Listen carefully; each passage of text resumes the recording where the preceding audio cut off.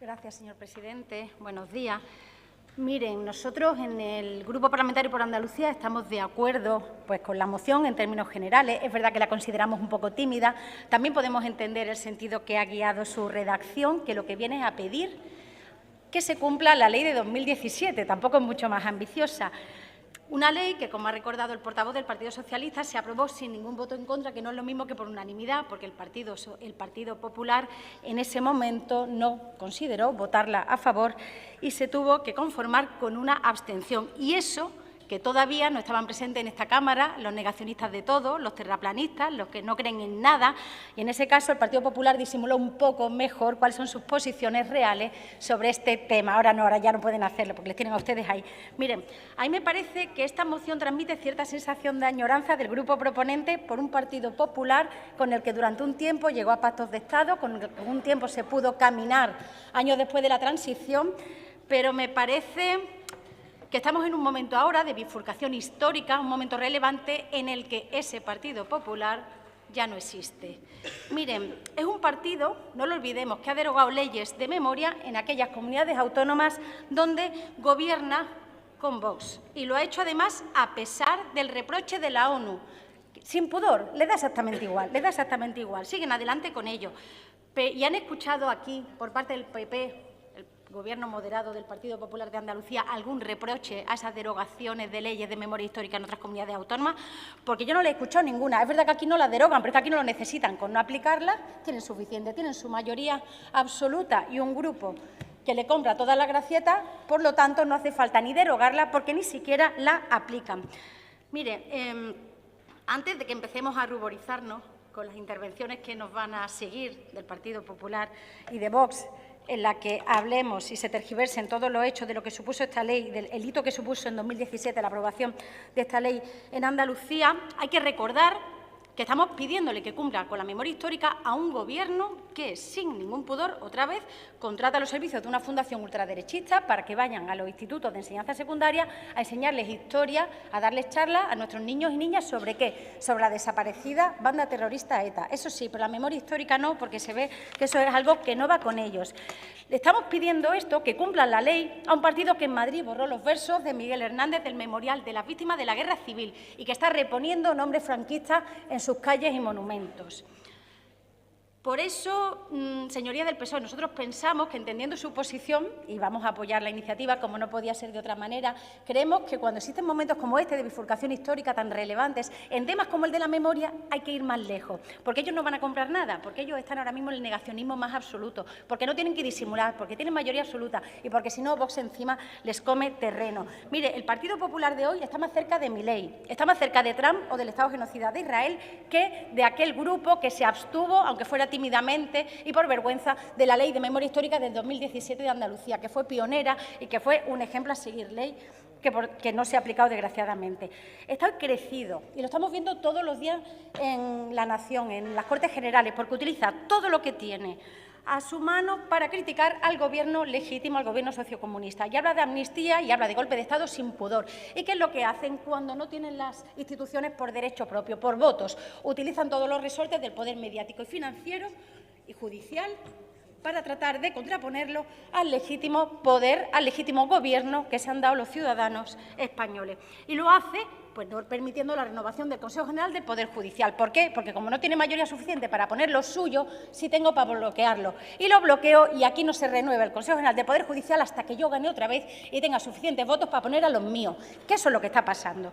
Y cuando no tiene mayoría suficiente en la Cámara, utiliza la mayoría en la mesa para bloquear. Recuerdo que el Gobierno de Rajoy, la mesa, en esa ocasión, bloqueó más de 40 iniciativas legislativas argumentando que suponían aumento presupuestario, lo que no era cierto. Tuvo que venir el Tribunal Constitucional a sacarle los colores, que cuando una ley no les gustaba lo que hacían era bloquearla. ¿Cómo? Aumentando el plazo de enmiendas indefinidamente hasta que la legislatura se terminaba, porque lo que no les gusta no lo admiten, porque creen que el poder les pertenece. Y cuando la izquierda está en las instituciones, tiene que estar calladita, tiene que estar domesticada, tiene que estar portándose bien. Porque si eres muy revolucionario e intentas acabar con la brecha histórica de desigualdad que sufrimos en este país, por ejemplo, ya estás sacando los pies del tiesto y utilizo todos los resortes del poder mediático, financiero y judicial para atacarte, porque no son constitucionalistas, porque no son demócratas. no lo son. Y miren, hay un tema que me parece fundamental. La memoria histórica no es cosa del pasado. No podemos dejar que nos digan que es cosa del pasado porque no es cierto, es una cuestión del presente. La historia la escribieron los vencedores sobre los vencidos, pero a día de hoy hay muchas familias que no conocen de voz de sus propios familiares su historia porque le enseñaron que tenían que callarla, porque le enseñaron que tenía que esconderla. Y hay miles y miles de personas en cunetas, en fosas comunes, y es una vergüenza para una democracia. Una democracia no se puede asentar sobre un relato falso de los vencedores sobre los vencidos y que los vencidos tengan que agachar la cabeza y hacer como si no ha pasado nada. Hay mucha gente viva a día de hoy que va a los campos, que va a las cunetas y que solo desea poder honrar los restos de sus familiares asesinados. Yo creo que eso no es pedir tanto y que se enseñe la historia tal y como es, no el relato ni la milonga que se nos vendió durante 40 años. Le voy a decir más. ¿Sabes cuántos niños robados hay en España? Se calcula que 30.000. ¿Eso es pasado o es presente?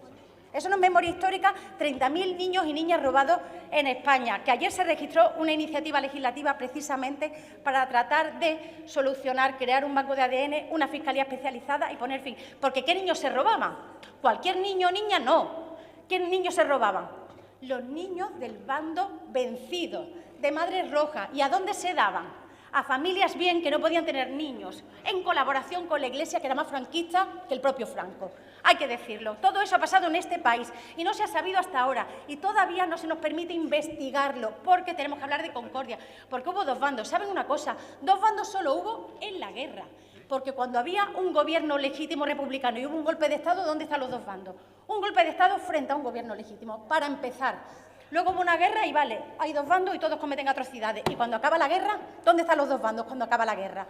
Porque las peores atrocidades se cometieron después, donde se obligó a callar que eras del bando republicano, donde se persiguió a gays, lesbianas, transexuales, intelectuales, cualquier persona que pensara distinto, donde a las mujeres se nos impuso un grado de sometimiento a los hombres, donde la Iglesia marcaba las pautas de moral. Y ante todo eso nos van a decir ahora que es cosa del pasado y que concordia no, es cosa del presente, niños robados, fosas comunes que todavía hay que abrir por dignidad, porque además nos lo merecemos todos y todas. Un Estado democrático digno de serlo tiene que cerrar esas heridas. Y repito, no nos digan que es cosa del pasado, que es lo que nos van a decir, porque no es cierto. Lo es de hoy. Una democracia no se puede construir sobre un relato de vencedores sobre vencidos. La democracia tiene que reconocer la historia.